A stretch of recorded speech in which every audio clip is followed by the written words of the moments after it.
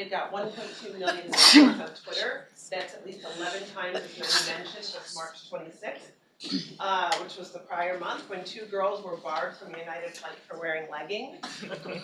And United got about 135,000 interactions on Facebook.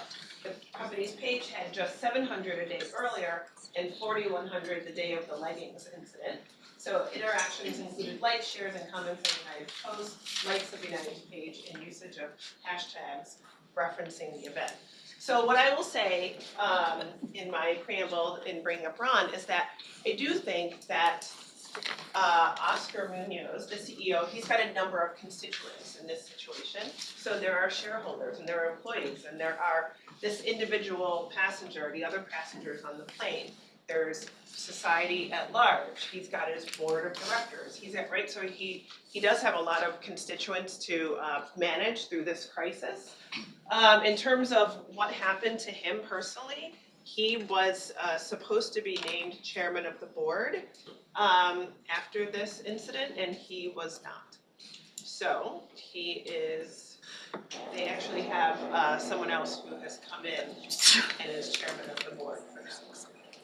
So with that, we're going to pause, and please join me in welcoming Ron to the front of the room. Hi guys, thanks. I did not fly United to get here, so I'm here.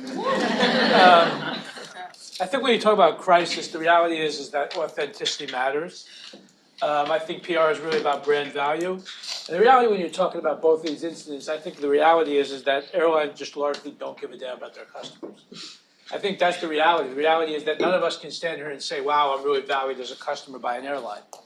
And I think for me, when I think about it, and I travel much too much for business, but when I think about the travel experience, you know, for me, it starts with my hands up like this in the airline, in TSA, right? When you're passing through the TSA, you know, that's the same thing as holding up your hands for the cops. You know, that's the start for this experience for which you're actually paying money. You all think about, you know, all the memes which went around, you know, surrounding the Dr. Dow. You all remember those memes about, you know, hey, United Airlines, my ex-mother-in-law didn't see, you know, go and get her. And yet the reality is, would any of us be shocked if this happened again today? I certainly wouldn't be. And I think, you know, one of the things that catches me about his song is, you know, in the song he says, you know, I should have flown with someone else. Would it have mattered if he flew with someone else? I'm not sure it would have mattered if it was American or Delta or somebody else. You know, for me, one of the things I thought when I watched that is I always wonder why Amtrak or somebody else doesn't take advantage of things like this. You know, when there's a crisis, there's brands that could take advantage. I'm not sure another airline would take advantage because you talk about, you know, like Ryanair that talked about, charging people to use the bathrooms, if you remember that. You know, there's very few airlines that really give it there, but I think there are other travel experiences that could take advantage of crisis at times. I think one of the things you guys raised here was about, you know, offering him a different level of compensation. So I think that when you look at, and we don't currently work for any big airlines, but we work for a lot of Fortune 100 companies. But when you look at the problem here, I don't know that it's as much a crisis communications challenge as an operational challenge. The reality is, we saw the Dave Carroll story, it's not like this classroom. You know, if you don't get past this level, and you go that level, then that level, then that level, then that level, by the time you're at level 5 of the months and months of calls, of emails, of this, of that, how many people actually make it that far? The reality is, you know, is that the system is very much, you know, meant to break him. I think when you're looking at this situation, though, you know, from a crisis communication standpoint, don't confuse this category with other categories. This is a category where they can largely do what they want.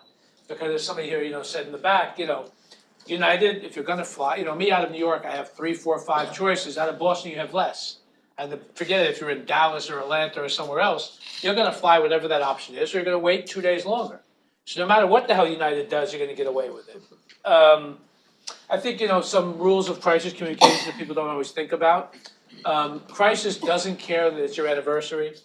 Crisis doesn't care that it's your birthday. Crisis doesn't care that you're about to go on vacation. Crisis communications and crises happen all of the time and very, very, very quickly.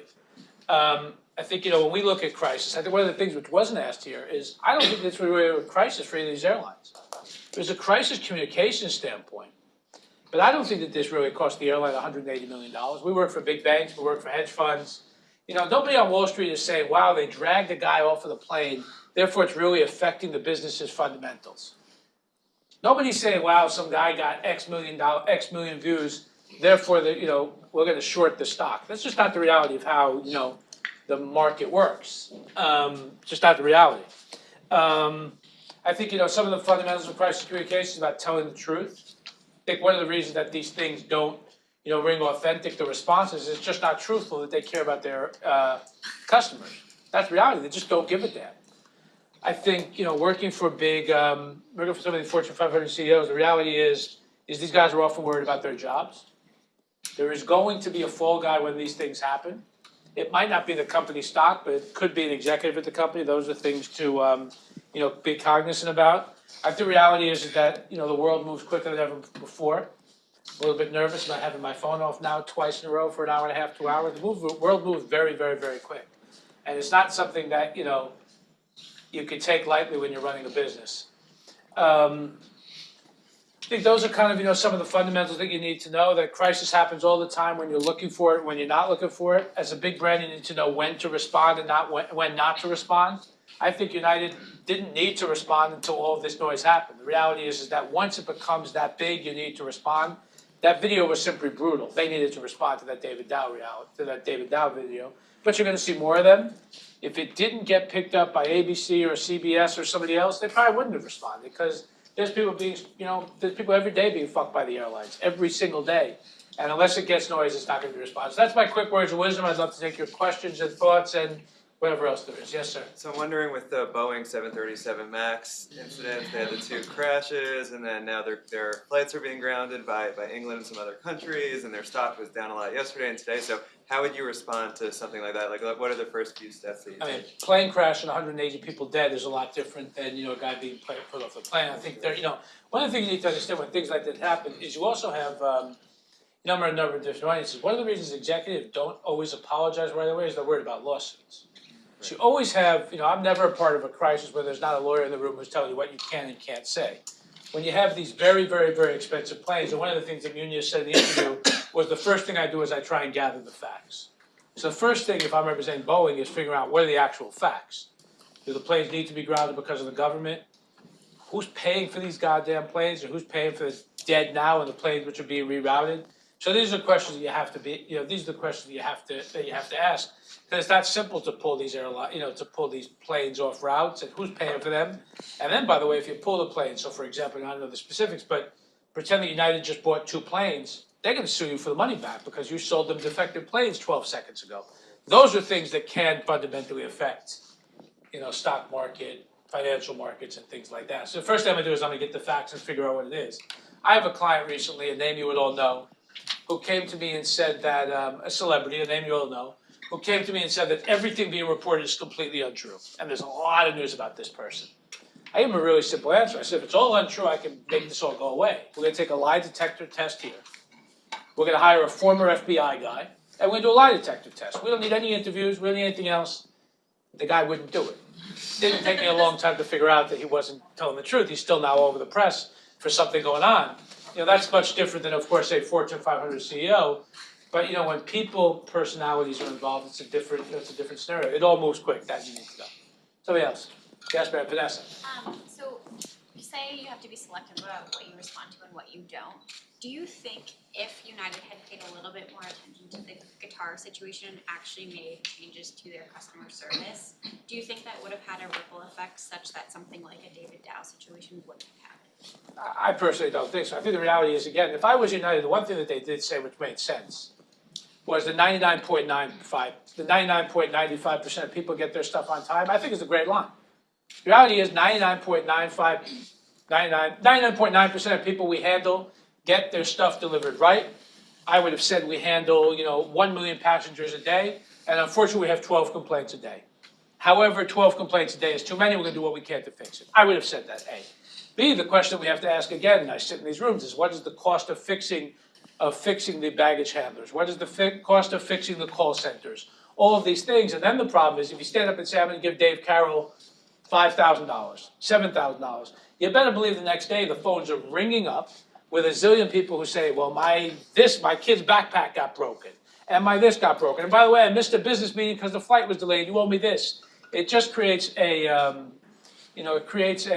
a ripple effect, and you can't really quote unquote discriminate by saying Jack is worth this, but Jill's not worth that. It's a very, very, very hard thing. It's a very hard thing to deal with. Can I jump in here and just chime in on that?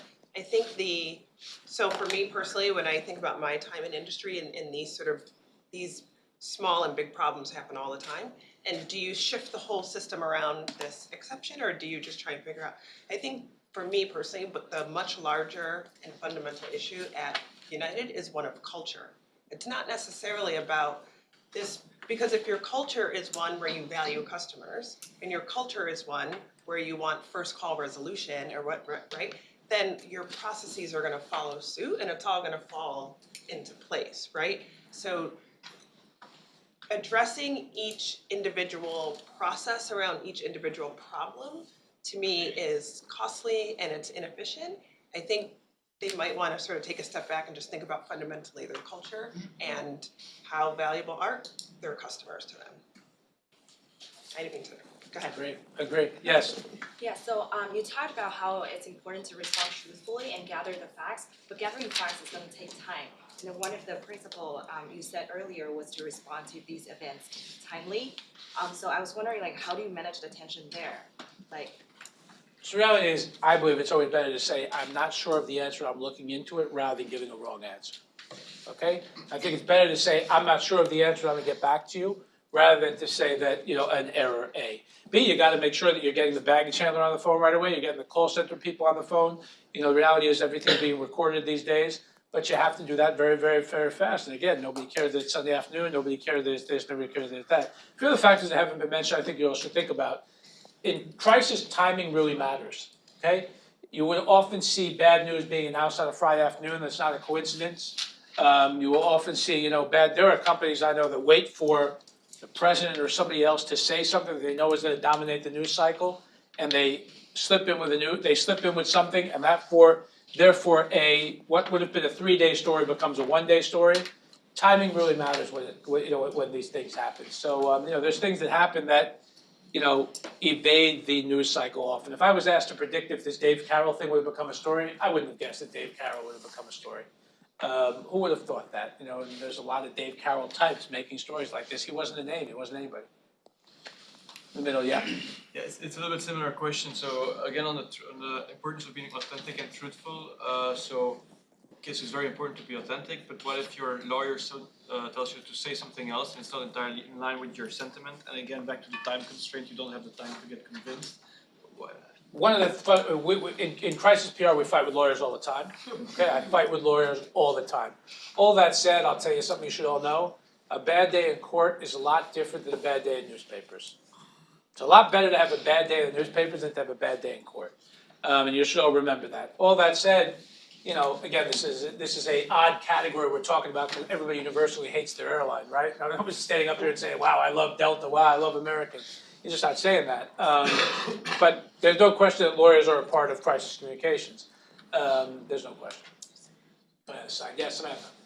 So, question about kind of how you handle social media. When I was reading the United Airlines case, I was kind of struck by, first, they were non-responsive, which was bad, but then I almost felt like they were overly responsive on Twitter, where they kept tweeting out the same things that made no sense, and I almost felt like they were adding fuel to the fire. So how do you balance the need to be responsive and be connected with your customers with the need to not add fuel to the fire, and possibly, since it's obviously hard to predict what's going to go viral, how do you know when to respond? Look, I think that the reality of today's media is that each of you in this room is your own outlet. One of you can go out and say, Ronn Torossian said X, Y, Z, and who knows who next picks it up? Or somebody in this room said X, Y, Z. The reality is that social media is today a microphone where everybody can scream, where everybody can make noise. Kim Kardashian, I would argue her ads, her posts are as influential these days as a Super Bowl ad. That's the reality of it. Like it, don't like it. President of the United States, like him or not, is large. One of the reasons he's president is he understands how to use social media. It's a lot like knowing when to respond. I think sometimes you say a lot, sometimes you say less, and language and tone matters. One of the things you guys didn't raise, one of the most egregious things to me in reading that JetBlue case study was the use of that word BFF. Dave Carroll is now my BFF. Did you all see that? I hated that. I thought it was awful. Dave Carroll hates you, and Dave Carroll has a reason to dislike you. he's certainly not your BFF. I thought it was very casual. I thought it was a very odd and inappropriate and wrong use of language. Of somebody trying to be plithy and cute and just failing miserably. Claude? You talked a little bit about the potential for someone like Amtrak to capitalize on this. I remember a couple weeks ago when Zion Williamson ripped through his Nikes and Puma tweeted something around how that wouldn't have happened in the Pumas, which I think they took down because that was considered so tone deaf for them to be capitalizing on someone's injury in this way. I'm wondering where would you kind of draw the line? The same with the David Dow situation. I would have found it really distasteful if another airline had kind of tried to use that as an opportunity to switch customers when someone was literally kind of in physical distress. I'm not sure I would have used it in the David Dow situation. I would use it when you're talking about, frankly, I came here by train because I hate taking the airline for the reasons we're discussing here. And because I can go door to door and pretty much from New York City, door to door the same amount of time, yet I know that nobody else is touching my bags. I know I'm not putting my hands above my head. I know I'm not putting my suit in a dirty bin. And that simple narrative isn't one that any of you hear from Amtrak, right? In terms of when it comes to short-term distances, or carpooling, or Uber. Price of a cab is largely the same thing. If you're going with somebody else from a place like, from a Boston to New York, from a Vegas to LA, from a, San Diego to LA. There's a lot of routes that you can do that you're not seeing those messages told by black car companies. Black car industry, for example, is getting killed right now by Uber, right? Black car industry is being decimated. There are a lot of opportunities for them to capitalize on by talking about you hate your airline, you hate the travel experience. Nobody in this room of 75 is going to stand up and say they enjoy going to the airport, right? None of you. But some of you would say you enjoy shopping, some of you would say you enjoy working out, some of you would say, there's a lot of things that you enjoy doing. None of you are going to stand up and say you enjoy the travel experience. Asterisk, in a black car listening to your own music, with a smell that you might like, with drinks that you might like, those are things that can help you, right? I think that when there are crises, there are opportunities to take advantage of them. No, they're not when there's, terrorism, plane crashes. No, you shouldn't be doing it around Boeing. But there's an opportunity, I think, to enlighten and have fun and build brand sentiment while taking advantage of, dissatisfaction with somebody else's, pain and hurt. In the back, Dylan, is it? Yeah. So as crisis management has evolved with social media, with all of us being able to create our own outlets, I'm kind of curious whether it's also evolved from a technological perspective and how much data or any data tools that you might use to assess will this go viral? Yeah, we have a lot of data tools that enable us to study sentiment, study language, study volume, study quantity, quality, all those things. Yes, we use big data and monitoring and a variety of other things. Again, and there's also thresholds of pain for different companies.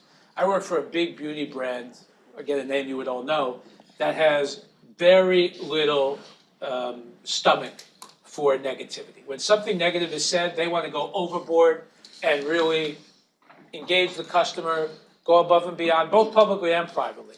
We have some other brands who are about the same size as that beauty company who really accept the pain and the hurt. Again, we don't work in the airline space because they're a world of their own, but another big brands you would know. Go ahead. Sorry, and then I guess how much of that do you use to be preventative as well? Both. Good question. Yes, a lot of it is preventative. A lot of it is if we see somebody making noise that we know we can respond to and quiet down without too much fanfare. Yes, for certain brands. Again, for that beauty brand, for example, for this woman, for the beauty brand, for this grooming company, we're very proactive in terms of if we see anything at all touchy, we're reaching out very proactively and trying to make it go away before anybody's heard about it. Yes, Alex. Given how important PR and crisis management is, why aren't companies building this capability internally, and why are agencies like your own basically, doing this stuff when maybe the branch should be doing it themselves? I hope they keep continuing using agencies. No, I know, but I'm teasing. No, I think that I don't think that it's an and or. I think, again, whether it's United or any brand that you know, they're using internal and external. Okay. I think that PR in general isn't given enough attention. And the simple reality for that is because no matter how many cases we look at, it's very hard to understand exactly what this costs. Anytime we sit with a VC guy, banker, CFO, if you look at recessionary trends, one of the first things that's constantly cut is marketing. Marketing is one of the first things that's cut because it's that much harder to measure. PR is absolutely one of the first things that's cut constantly. And PR is one of the public relations and brand sentiment in terms of how does that attribute to a dollar and cents, making the cash register ring, is one of the hardest things to measure. It's also why PR is one of the cheapest. When you look at, forms of marketing, PR is one of the cheapest forms of marketing. But I don't think that it's being done more externally. I think it's being done both internally and externally. And any Fortune 1000 company has internal PR people, and a lot of them. Yes, sir. For a company whose customer perception is largely negative, does the phrase "all publicity is good publicity" ever apply? So, like, not to the point where someone is harmed, but for like a David Carroll type scenario, would that type of publicity ever be considered good for a brand who's perceived negatively by the majority of consumers? So I don't think that all press is good press is ever accurate. Okay, I don't think that all press is good press is ever accurate. All that said, I think there's brands that do better avoiding noise. There are multiple brands, multiple companies that we work for and we're aware of that do everything they can to stay out of the press. Goldman Sachs among them. I mean, Goldman Sachs does whatever they can to not be, named by and large. So I don't think that all press is good press at all. I think there are companies and organizations that it makes sense to not be in the limelight and to not be in the noise in general, yeah. But I don't believe that all press is good press. Anybody else? Yes, Marissa. How do you deal with leaks? Like, one thing I found surprising about Munoz's response is he had a pretty different message to employees versus the public. And I think if that had gotten out earlier, it would have been pretty damaging. Like, do companies have like legal action against employees? Absurd. I mean, again, for Munoz to not know that letter goes out, the challenge that Munoz has is that he has employees who are dealing all day long with difficult situations, right? If you look at that, if you look at when they pulled that Dow off the flight, what the memo also said was that they had to put 4 staff members on or the next plane wasn't going. So it means on that flight of 200 people, those 200 people might not have had their connections met if those 4 didn't get on the plane. And he's dealing with he's dealing with employees all day long who he has to make sure that, he's perceived as he's the boss. All those guys are behind him. I'm in front of you as the boss. Leaks are always gonna happen.